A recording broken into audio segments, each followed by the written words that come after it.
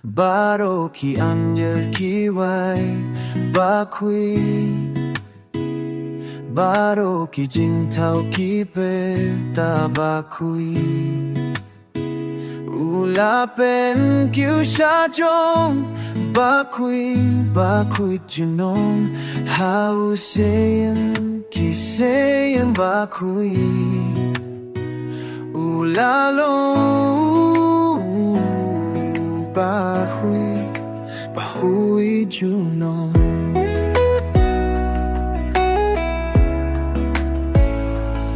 Kakerting ka ba hakridu Kakerting ka ba krautam Kakerting jong ukayeng halon Jong ki baro ki ket pat ki jing sen sha Baro ki borpat ki kerdan Kakerting jong uka Nim halor jong ki baro Jisu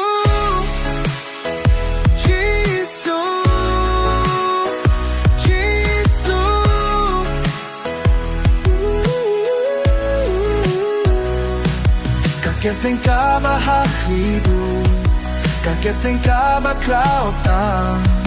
Kakerting jong karing malo Jong ki baro maro ki ketapi jisen sha Maro ki bo kaki ki virkan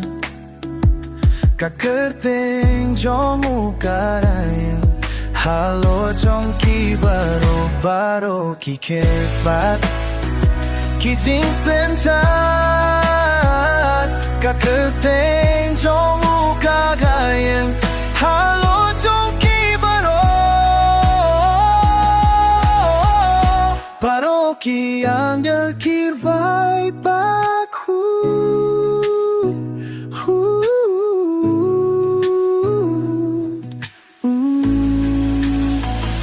Baro ki anjel kirvai baku Baro ki jing tao ki peta baku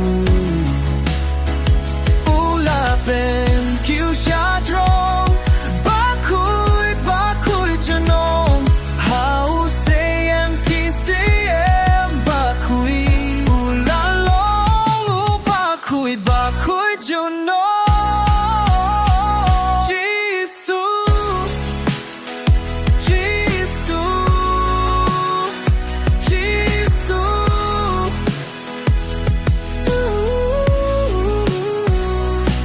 Kakerting ka ba hakridu